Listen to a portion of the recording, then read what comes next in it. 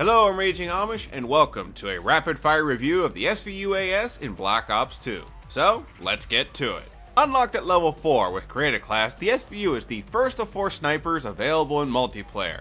As in the past, the weapon is semi-automatic, capable this time around of sustaining 360 RPM fire.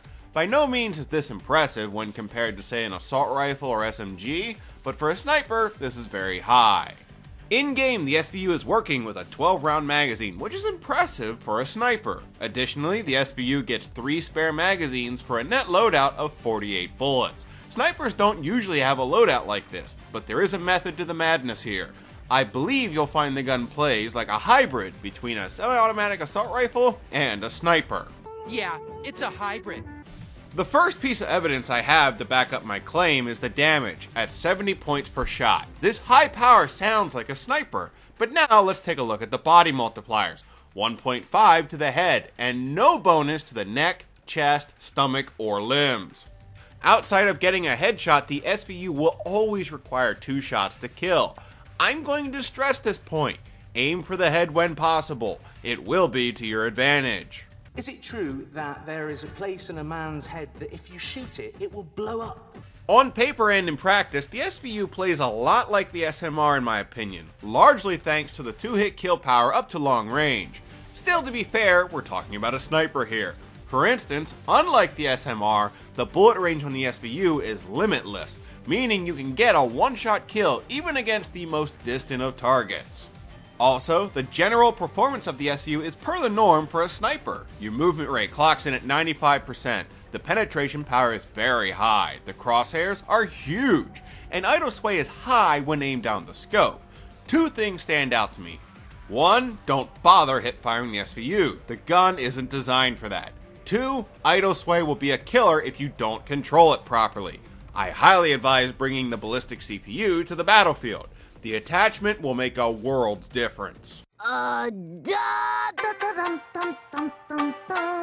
Seeing as we're working with a sniper, the general performance is very meh, so it shouldn't be a surprise that the transition times are frankly sluggish. The gun will raise in 850 milliseconds and drop in 720 milliseconds.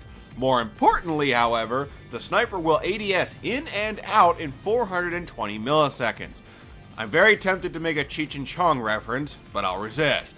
The slow drop motion can be annoying, but the sluggish ADS speeds is your main concern. Once again, we're seeing the SVU is too slow to be effective in close quarters.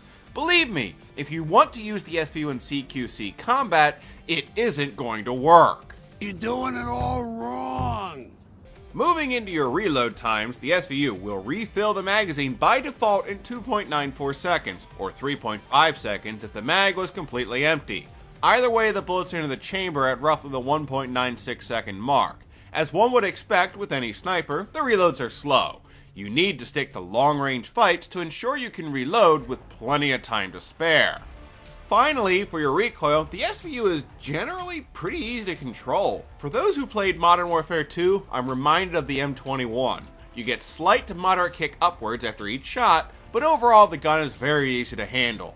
Obviously, since we're working with a sniper, you don't have iron sights and instead work with scopes. The SVU is certainly clean enough in this regard. I should mention though, the default scope has a lesser zoom value than the other snipers, further helping the SVU in its assault rifle sniper hybrid role. You do have the option to mess around with other scopes, however. When picking your attachment, I highly recommend selecting the dual band scope once it's available. The attachment is a natural fit as you can find your target and spray. Also, as we touched on before, the ballistic CPU is a very strong fit as it helps you with your spraying. While we're on the subject of attachments, I will say be wary of the silencer. I have heard arguments saying you should use it, but I say no, for 2 reasons. First, I think you should be using other, better attachments.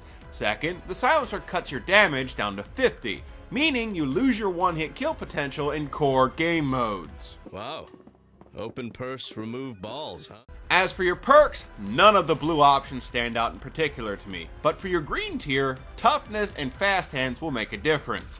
Arguably, you should even consider selecting greed to pick both. As for your red perks, I'd say stick to dexterity and or engineer. The SVU tends to be an on-the-go type sniper, and these 2 perks will help support said playstyle.